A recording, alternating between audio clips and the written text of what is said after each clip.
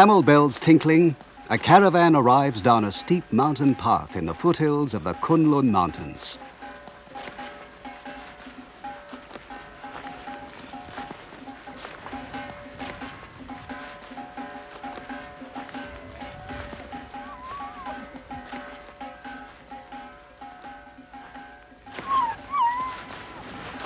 The loads of the camels are not ordinary rocks. They're jade from Kunlun, which has been famous in China throughout history. Today, they get the jade by digging shafts in the mountainside. For more than 2,000 years, jade has been collected here for carrying to the capital of China, far to the east. For the Silk Road didn't only carry silk, it also carried jade.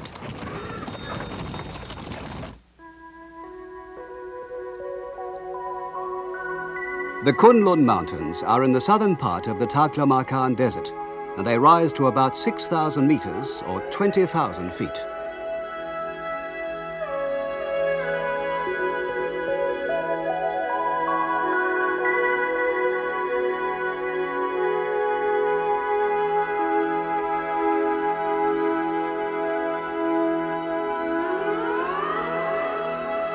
Deep in the mountain lies hidden the mysterious jade, which the Chinese have always regarded with awe.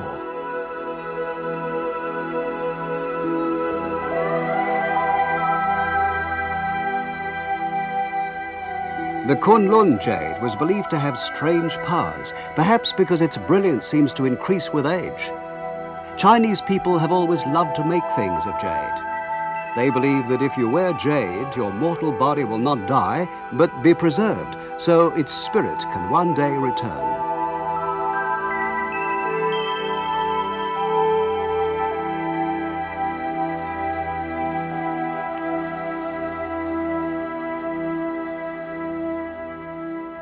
Some great kings were even buried in complete jade suits. This one was made of almost 2,500 separate pieces of jade fastened together with gold thread. This marvelous suit of clothes was made 2,000 years ago, but only recently excavated.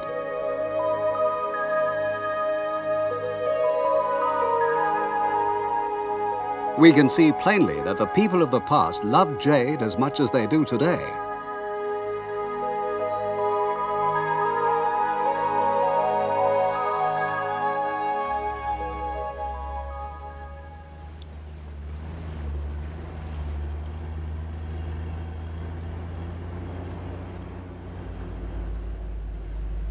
The southern route to the western lands runs between the Kunlun Mountains and the Taklamakan Desert.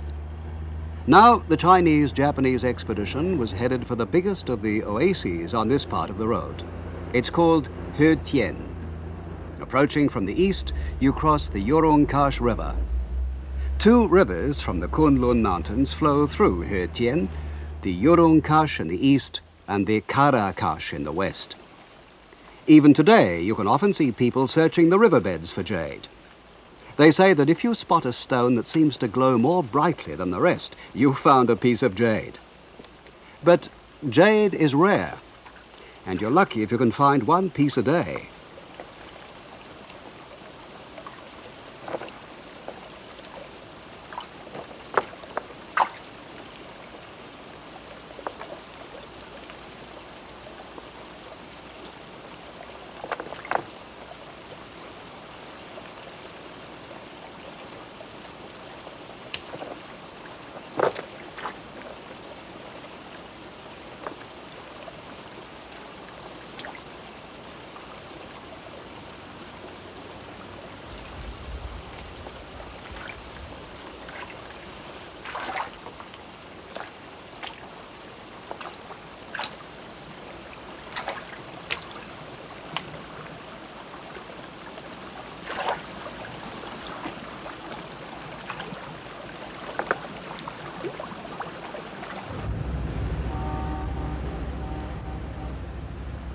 We crossed the river and came to Khotan city.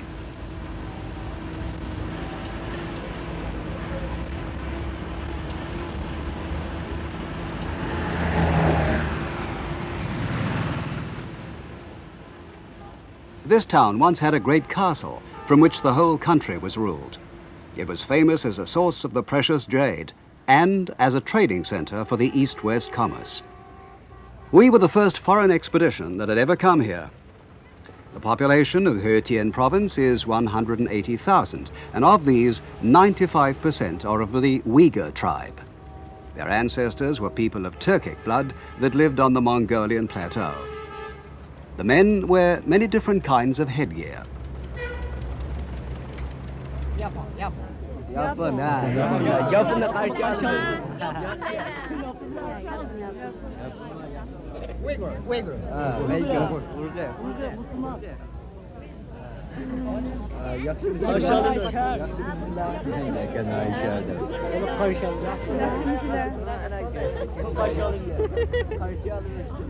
The women wear colored scarves and rings in their ears. They're all Muslims and they're a cheerful, simple people.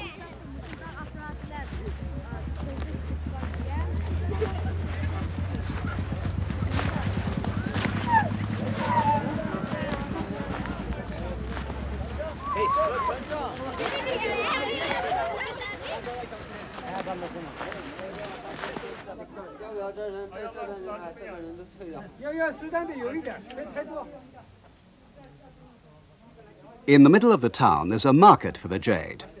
It's the only place where people can sell the jade they found.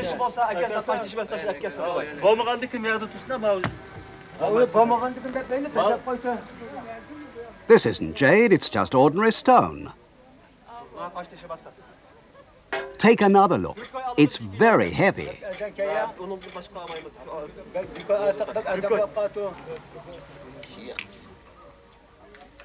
The jade is valued and bought here. The valuers are working for the Khotan Light Industry Office.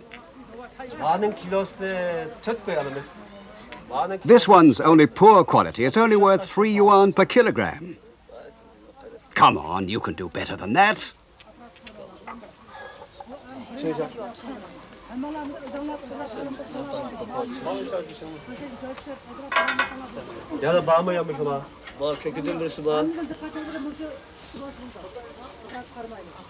We saw a Uyghur father and son, the same ones we'd seen looking for jade in the river. They'd come to sell their finds. That's a good one, isn't it?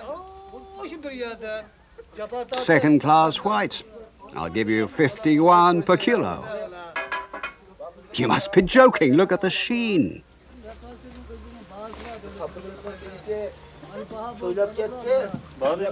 Sorry, the price is fixed by the government.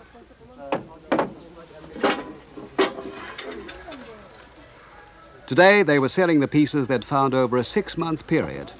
He got 70 yuan, more than a laborer can earn in a month.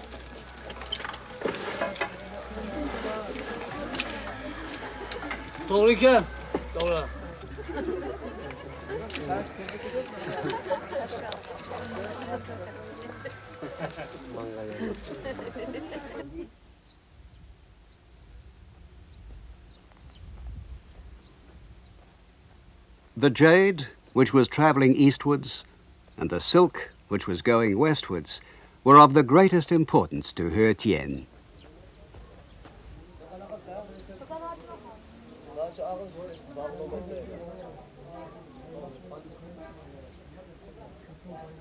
The Chinese priest Xuanzang, who traveled to India during the 7th century to bring back holy Buddhist books, stopped here on his way home. He wrote, "This area has good land for growing grain, and fruit is also plentiful. The people wear clothes of silk and cotton, and they're very clever at weaving the silk, and also at making rugs."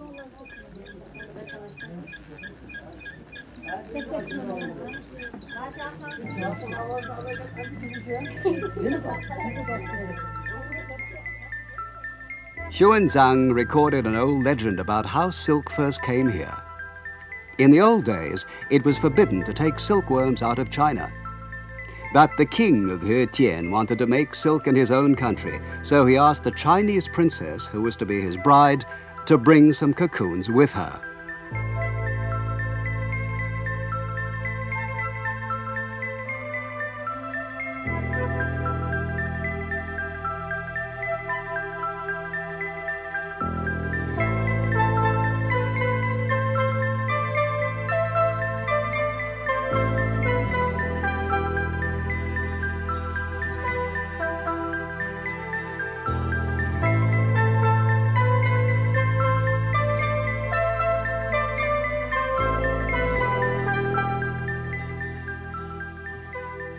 She did what he had asked her, and hid the cocoons in her crown when she came to marry the king.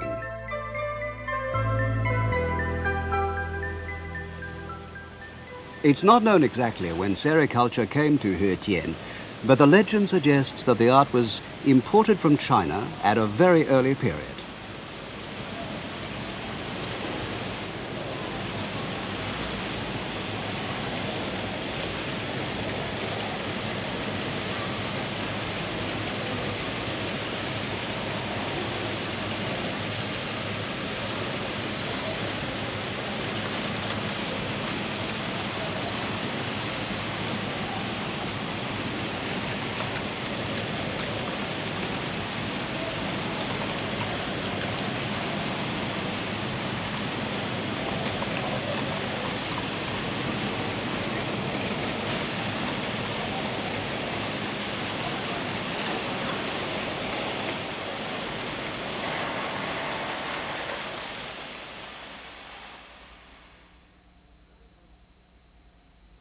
There's a very old painting of the ancient legend that was discovered by the British explorer Stein at the beginning of the 20th century. He found it in the ruins of a Buddhist temple at a place called Dan Dan Oilik, about 100 kilometers or 65 miles northeast of Khotan in the middle of the desert. You can see a servant girl pointing to the princess's crown where she's hidden the silk cocoons.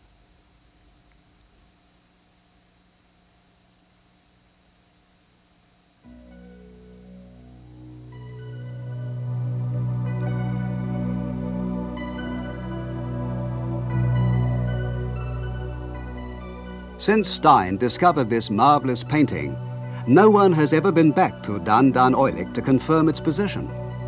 In the Uyghur language, Dan Dan Oilik means either the house of ivory or the house with an ivory treasure.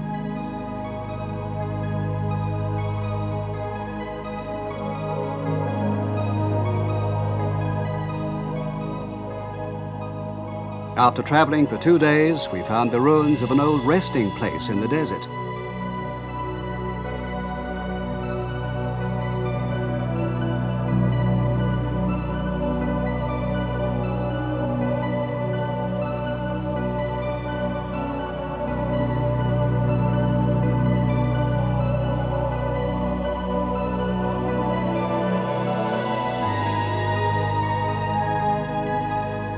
We found the remains of an old well, a few desert plants, and the ruins of a number of walls made from sun-dried bricks.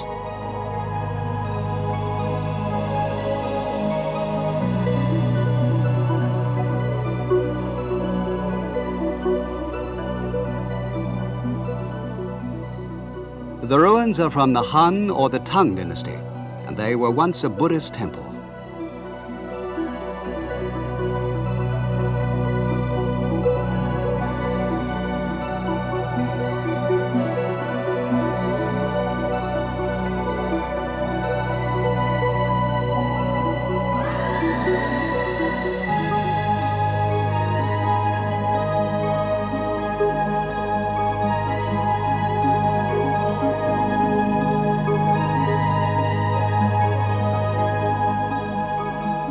On a low hill, there are the ruins of a stupa, a sort of pagoda. The people here call it the Dan Dan Oilik Tower.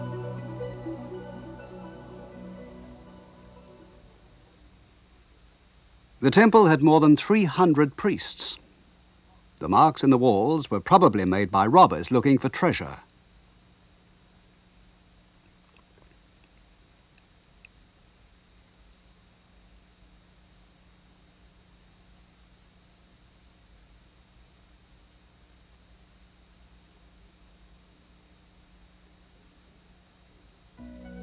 This painting of a king of Khotan is from a mural at Dunhuang. The Khotanese Empire ruled the Taklamakan Desert from the time of the Han dynasty to the Tang.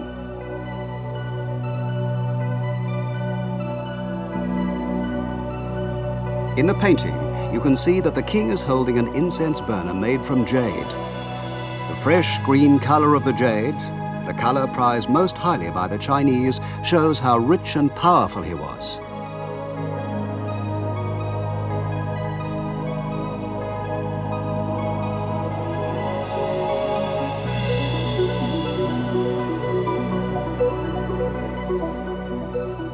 On the ground near the stupa, many prayer beads and decorative objects made of jade can be found.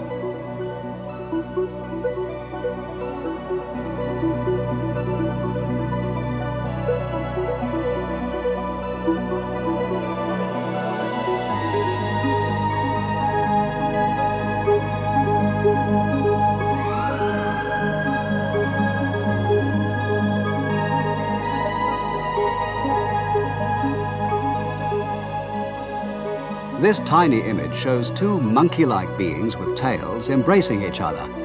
It's a common motif of early Buddhist sculpture.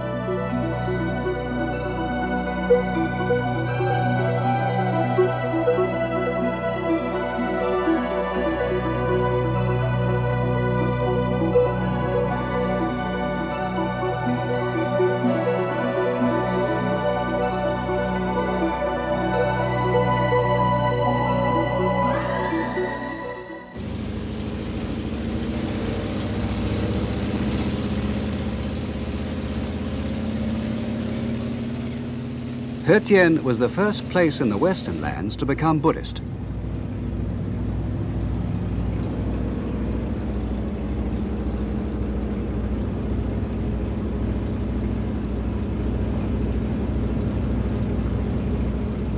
But according to Stein's map, the Dandan oilik he found wasn't here, but deeper in the desert, about 50 kilometers or 30 miles away. We decided to search for it from the air. Our plane was a biplane transport of the PLA.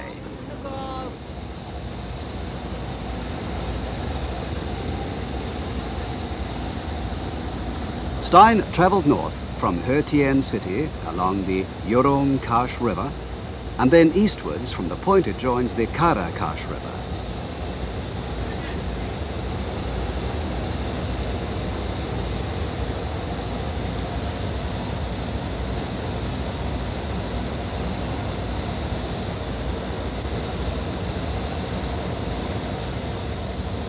According to Stein, Dandan oilik is at 37 degrees 46 minutes north and 81 degrees 7 minutes east.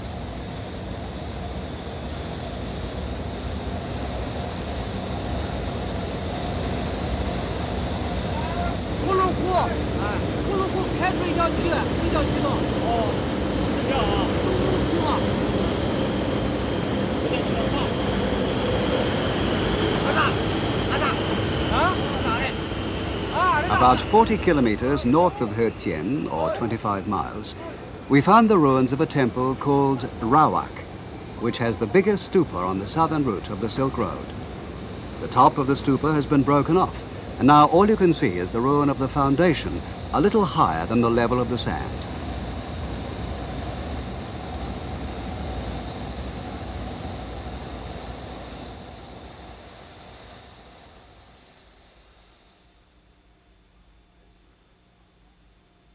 This is a photograph Stein took of Rawak Temple in 1900. There were more than 80 figures dressed in robes carved on the walls, but their heads had all been knocked off. Stein thought this had probably been done by Muslims, who have a religious prejudice against images.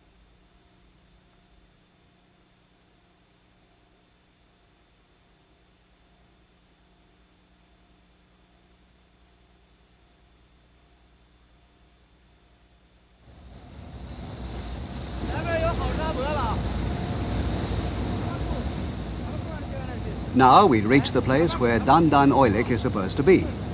But after 2 hours of search, we still hadn't found anything that looked like the ruins of a temple.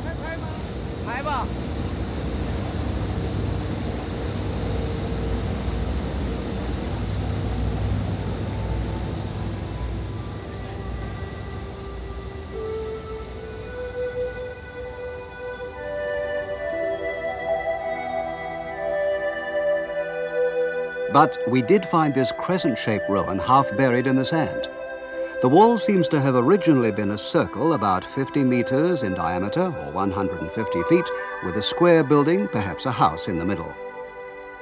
One archaeologist thought that the circular wall had probably enclosed a field.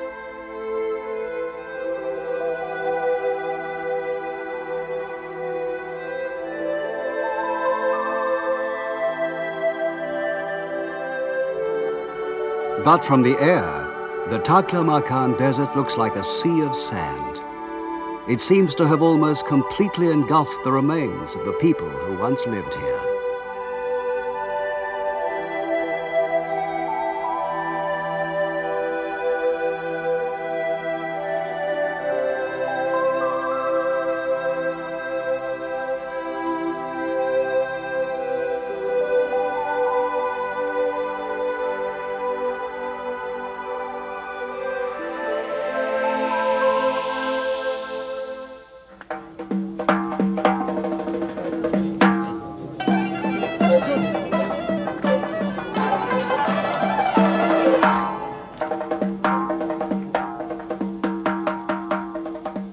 Artists of the Xinyu song and dance troupe are performing the silk dance.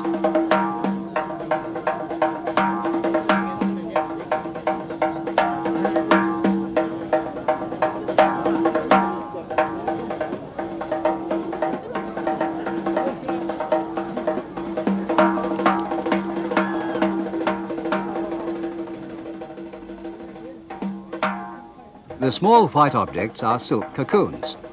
Most of the 56 people's corporations in today's He-Tien are involved in breeding silkworms.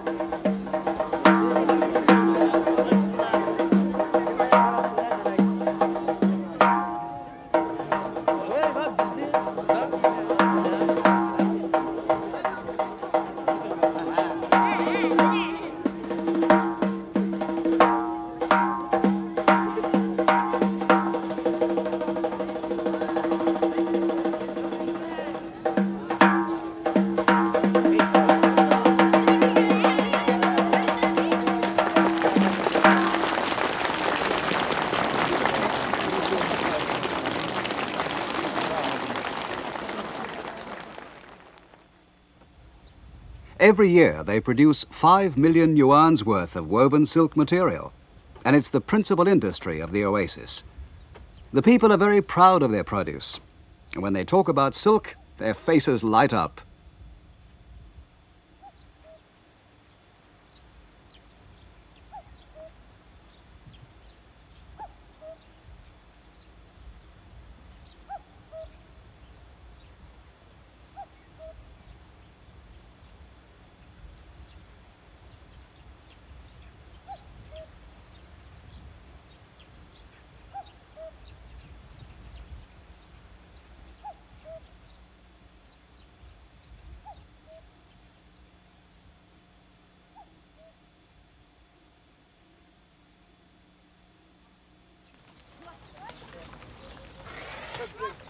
On Sunday mornings, the roads are busy with traffic from the villages, because Sunday is bazaar day in He-Tien.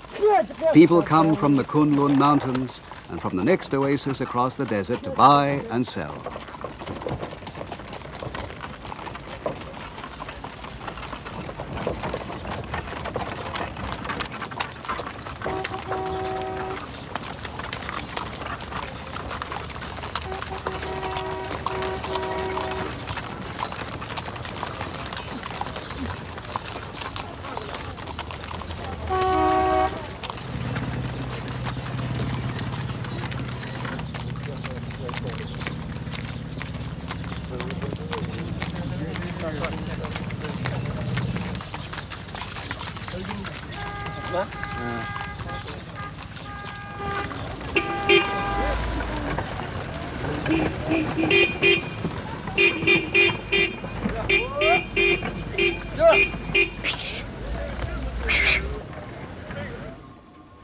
The bazaar is held at a crossroads at the center of He-Tien.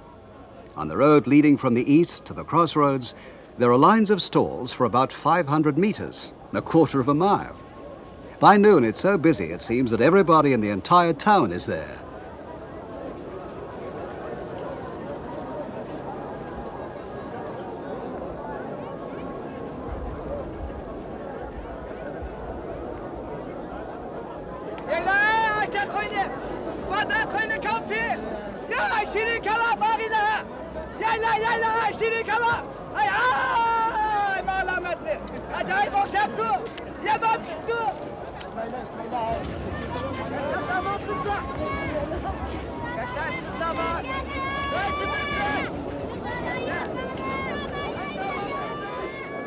This old man came to sell a carpet which took him 2 whole months to make.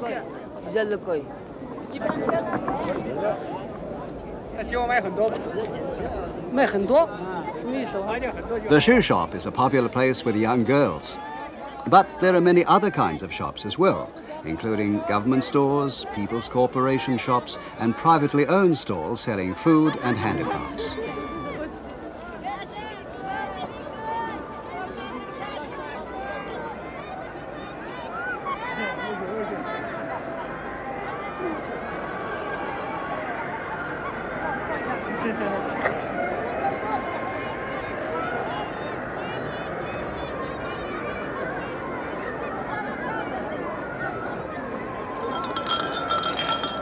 The shops are quite simple, but they can provide everything the people need.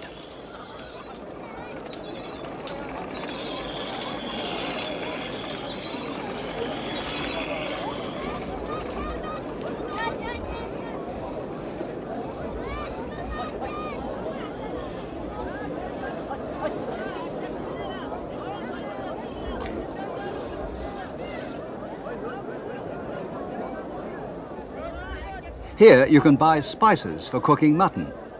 Each bag is full of a different spice, and there are 97 of them.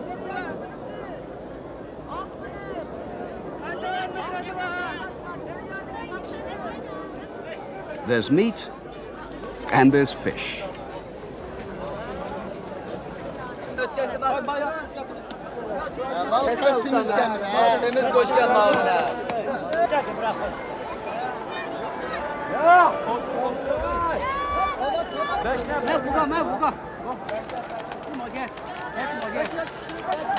These skewers are not of chicken, as they would be in Japan, but of mutton.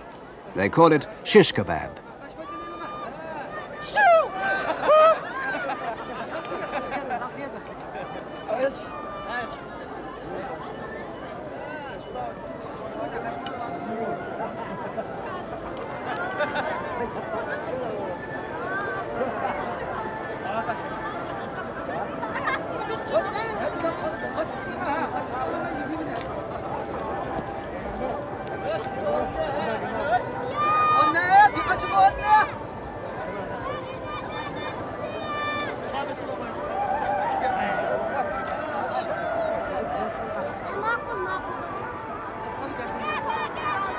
The Uyghur hats are so colorful, they sometimes look like bunches of flowers.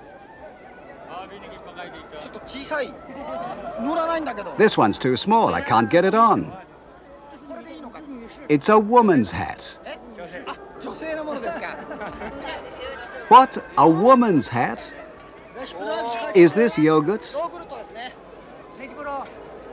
How much is it?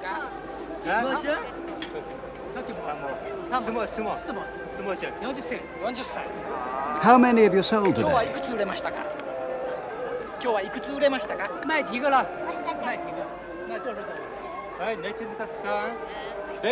Only one.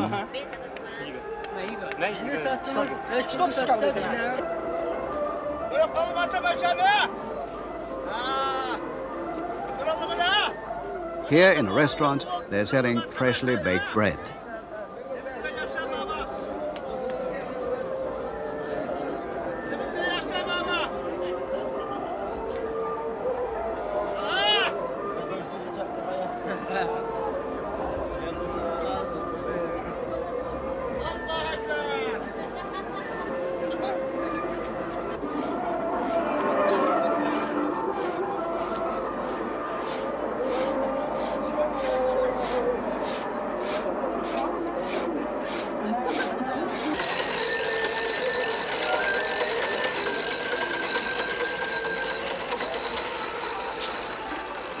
Excuse me, can I talk to you for a moment? Where did the ice come from?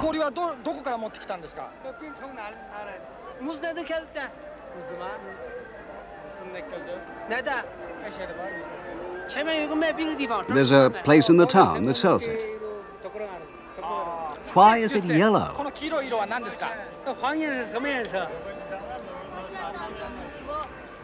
It's made of egg.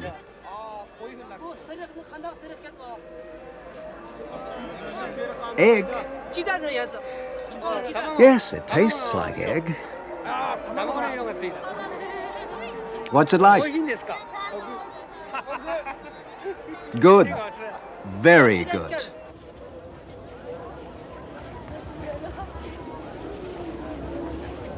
They say the people of Khotan like to come to the bazaar whether they want to buy and sell or not. The Uyghurs love a crowd, and the bazaar is a weekly treat for them.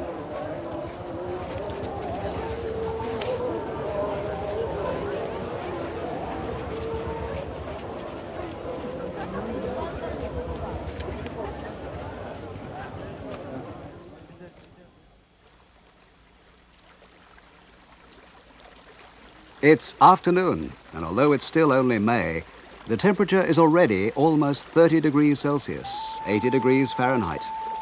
Here at the oasis, everybody takes a siesta until 2 in the afternoon.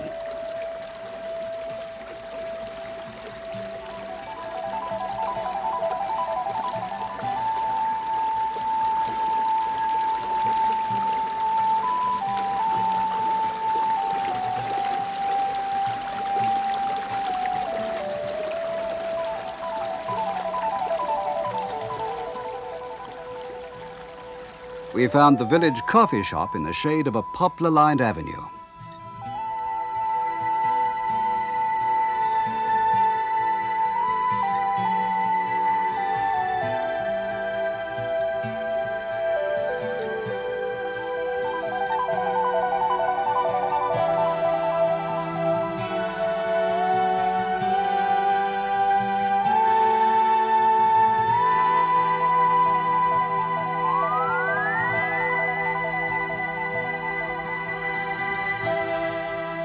The small stream and pools are important water supplies for the people of the oasis.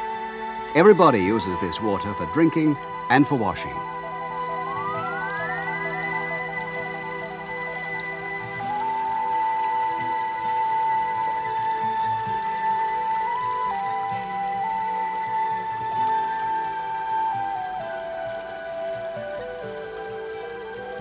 This is a typical Uyghur farmhouse. You go through 2 doors into a sort of courtyard which has a roofed walkway around it.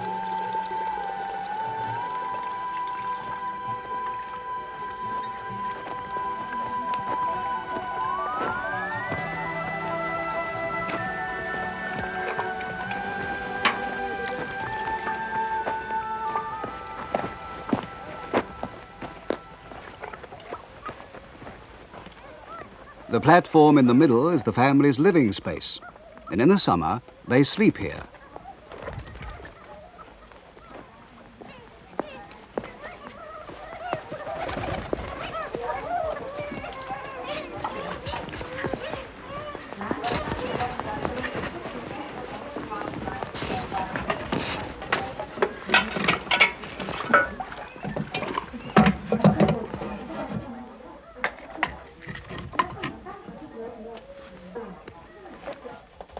That's one of the advantages of living in the desert.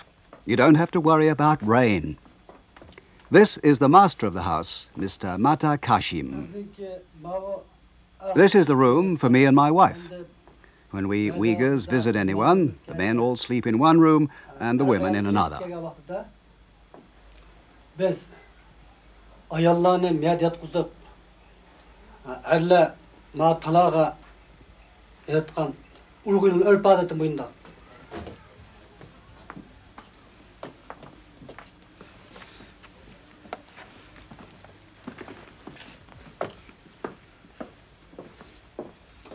This room belongs to my 2 daughters. The older is 19 years old, almost old enough to be married. My wife and I are trying to get used to the idea.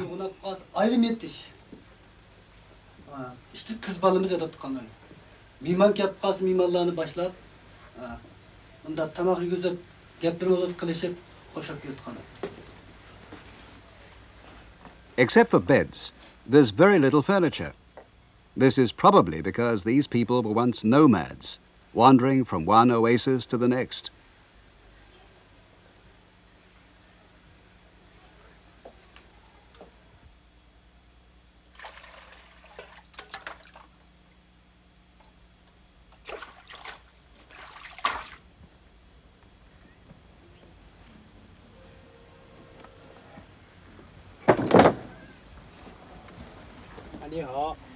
That was a big lump. Where does the ice come from? The river?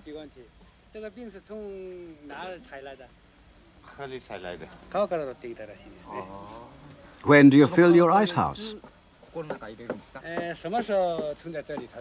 In the middle of January. Ah, in winter time.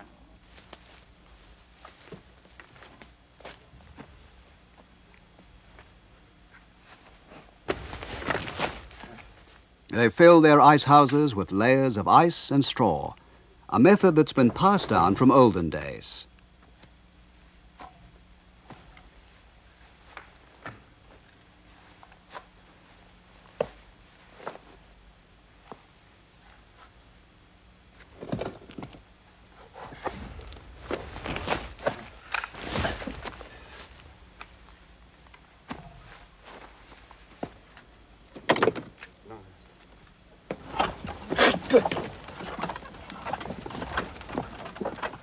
The ice was being taken to the Silk Research Center. They need it to keep the silkworms cool.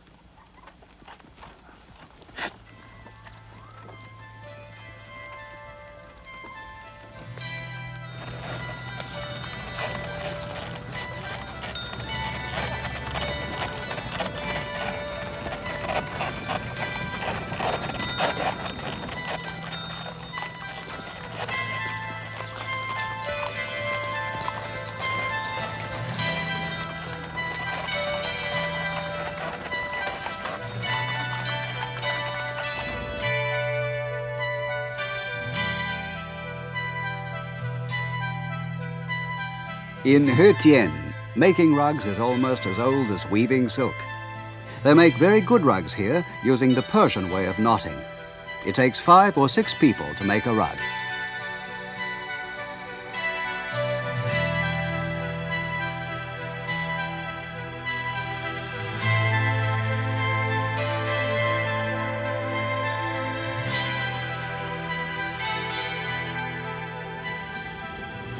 They use several hundred dyed woolen warps for each rug.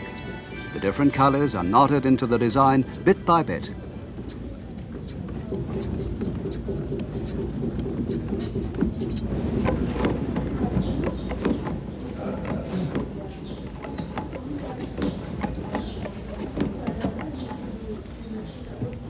Even the most skillful weaver, one who's been doing it since he was a child, can only make about 2 centimeters of rug in a whole day.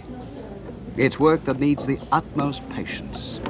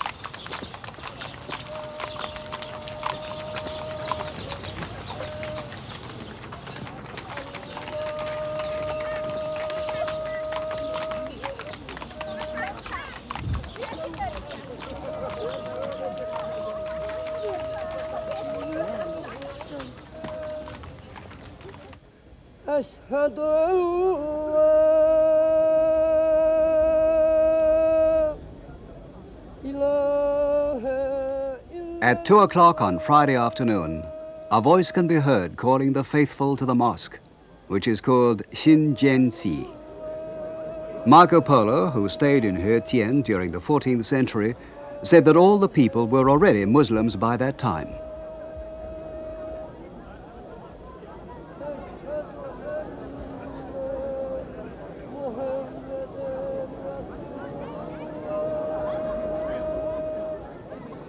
But Khotan was originally a Buddhist country.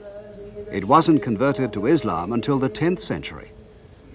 Until 1948, the Imam of the mosque was the ruler of Khotan.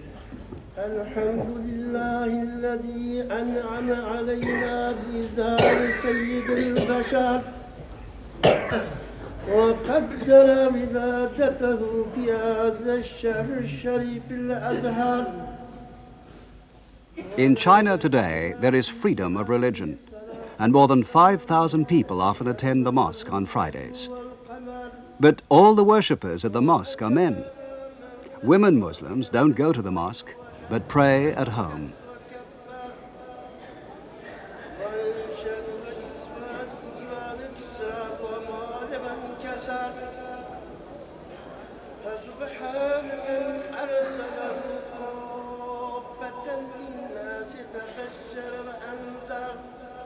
When they pray, the people here face west, the direction of Mecca in far-off Arabia. The sound of prayer has echoed here for many centuries. And still the Silk Road continues west, in the direction the Muslims are facing.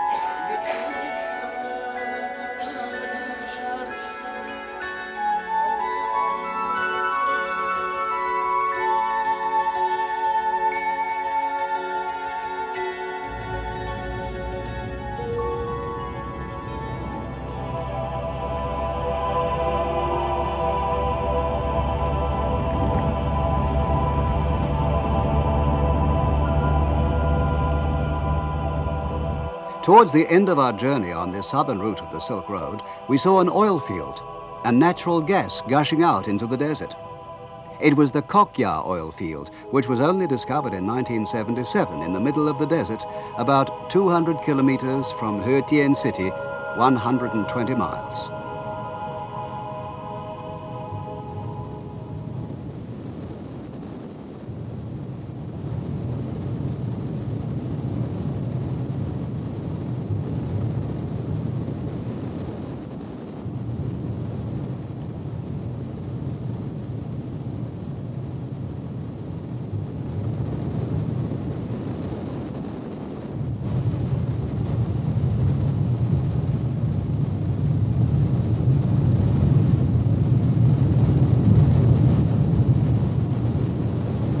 They're still making test wells, and of the 18 wells they dug, 3 produced oil. Now they're making tests to find out the size of the reserves.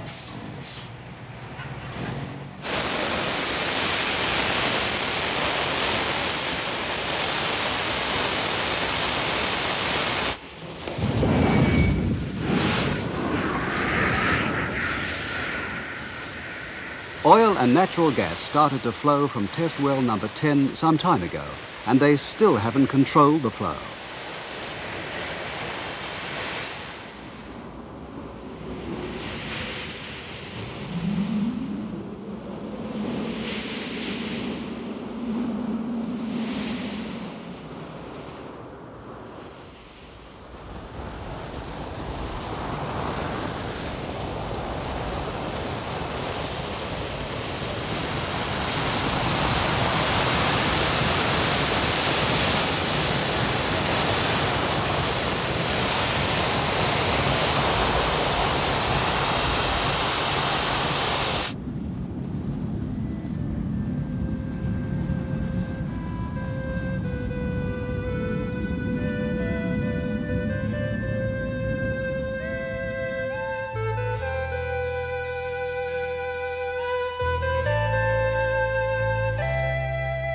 This southern route is the oldest part of the Silk Road, and it was opened up to carry silk and jade.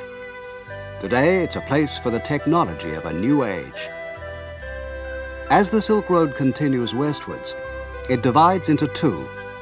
One leads to the town of Kashgar to the west of the Taklamakan Desert, and the other crosses the Pamirs and goes on to Pakistan.